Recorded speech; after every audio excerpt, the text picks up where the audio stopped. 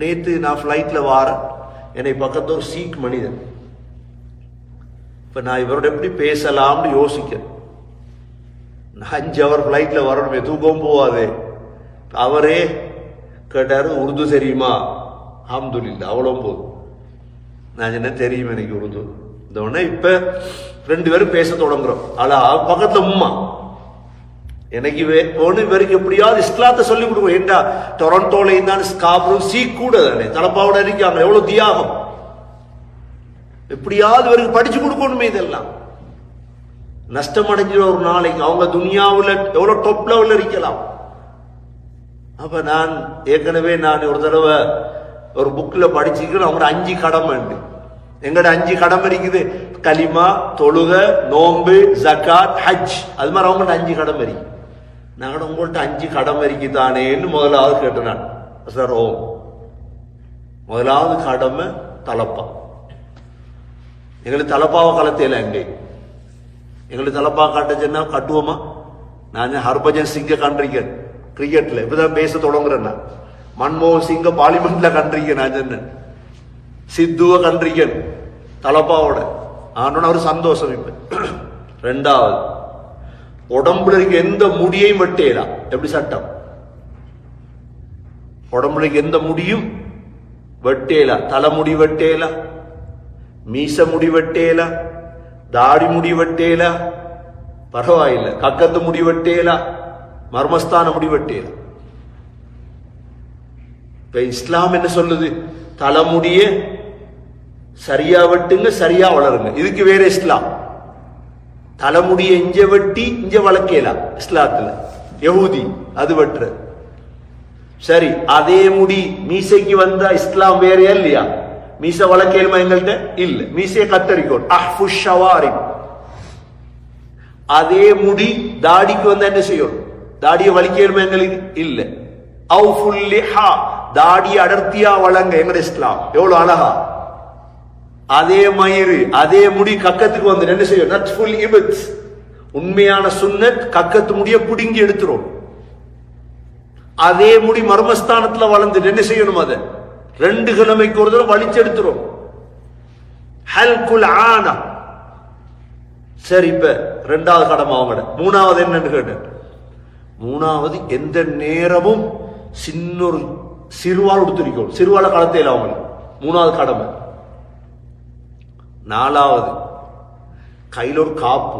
இனித்து போக நீங்க நல்லா பாப்பீங்க. இதெல்லாம் கையில காப்பு.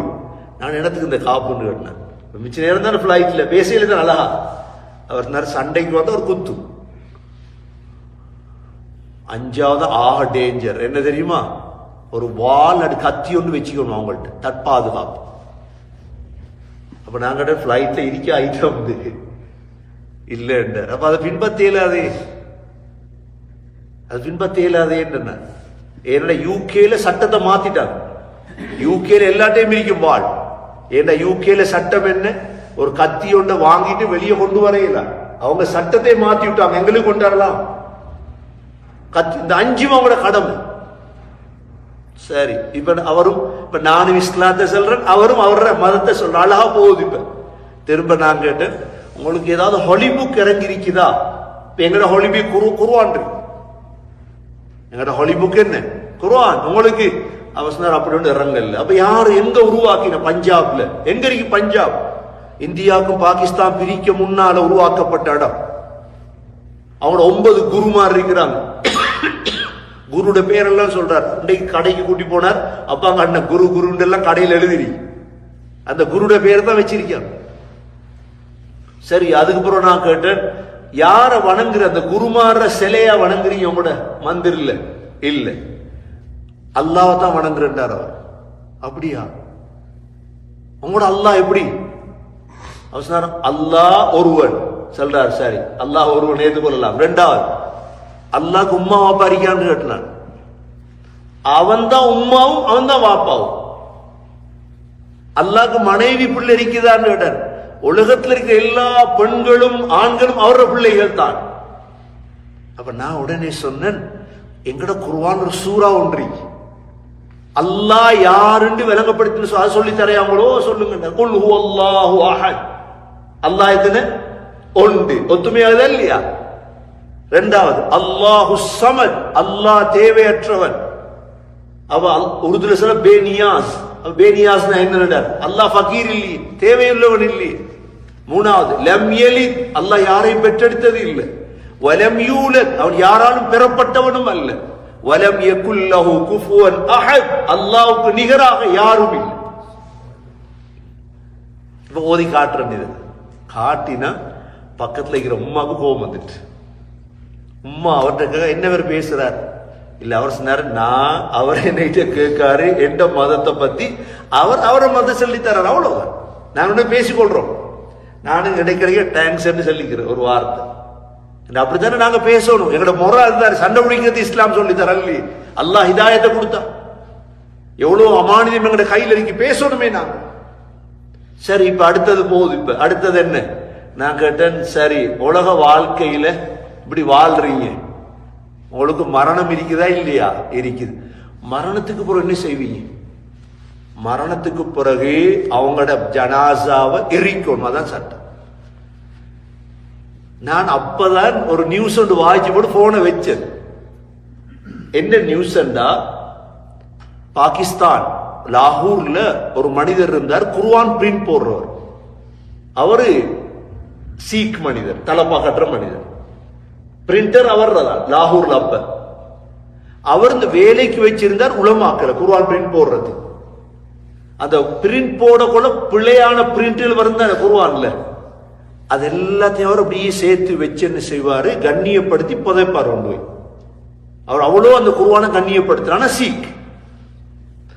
இப்ப இந்தியா பாகிஸ்தான் பிரிச்சாங்க தானே 1948லயா? பிரிச்சதோட இவர பிரிண்டர் வந்து டில்லிக்கு வந்துச்சு. அப்ப டில்லிக்கு பிரிண்டர் ஷாப் வந்ததோட இவர் வயசாளி ஆயிட்டார். இவர பிள்ளைகளுக்கு தொழில கொடுக்கிறார். அந்த பிள்ளைகளுக்கு சொல்றாருன்னு, இந்த பிரிண்டர்ல உலமாக்களை தான் வச்சுக்கோ, ஆனா ஒரு குர்ஆனுடைய பேப்பர் கூட கீழே விழப்படாது. விழுந்தா எடுத்து பாதுகாப்பா வச்சிருந்தேன்னு செய், அதை எரிச்சிரும். இது ஆனா சீக்கிரம். இப்ப இவர் மரணிச்சிட்டார். நான் தோண்டார போட்டோ எல்லாம் பேப்பர்ல வந்திருக்குது. என்ன செஞ்சாங்க, டில்லியில இவர மையத்தை கொண்டு வந்து ஆயில் ஊத்தி விறகு போட்டு பத்த வைக்கிறாங்க. என்ன ஆச்சரியம் தெரியுமா? உடம்பு பத்தல, உடம்பு பத்தது இல்லை. ஆயில் ஊத்துறாங்க, விறகு போடுறாங்க, எரியுது இல்லை உடம்பு. என்ன செய்யறது? உடனே டில்லியுடைய ஜாமி மஸ்ஜித் இருக்கு டில்லியில, செங்கோட்டை கேள்விப்படி, செங்கோட்டை லால் கிலா, செங்கோட்டை முன்னுதான் பள்ளி ஜாமி மஸ்ஜித். அப்ப ஜாமி மஸ்ஜிதுக்கு இமாம் வந்தா புகாரால இருந்து, இமாம் புகாரி என்ற ஒரு இமாம், கிதாப் எழுதினவர்கள் வேற புகாரி இமாம் வந்திருக்கிறார். அவர்கிட்ட போய் விஷயத்த சொல்றார். இப்படி இந்த இவருக்கு மரணிச்சிட்டாரு, எல்லா கூட்டாளிமாரும் வந்திருக்கிறாங்க, குர்ஆன் பிரிண்ட் தானே, ஆயில ஊத்துறோம், விறக போடுறோம், உடம்பு எரியுது இல்லை. அந்த புகாரி இமாம் சொன்னார், நீ உலகத்தில் இருக்கிற முழு ஆயில ஊத்தி எரிச்சாலும் உடம்பு எரியாத ஒரு நாள். ஏன் தெரியுமா? இந்த மனிதன் இஸ்லாத்துக்கு வராட்டியும் குர்ஆனை பாதுகாத்தான். குர்ஆனை பாதுகாத்ததுக்கு தான் இந்த கொடை. உடம்பு எரிக்கையில் அவங்களுக்கு என்ன செய்யறது? சொன்னாங்க, இஸ்லாம் சொல்ற மாதிரி உடம்ப கொண்டு போய் புதைங்க. அதே மாதிரி புதைச்சாங்க.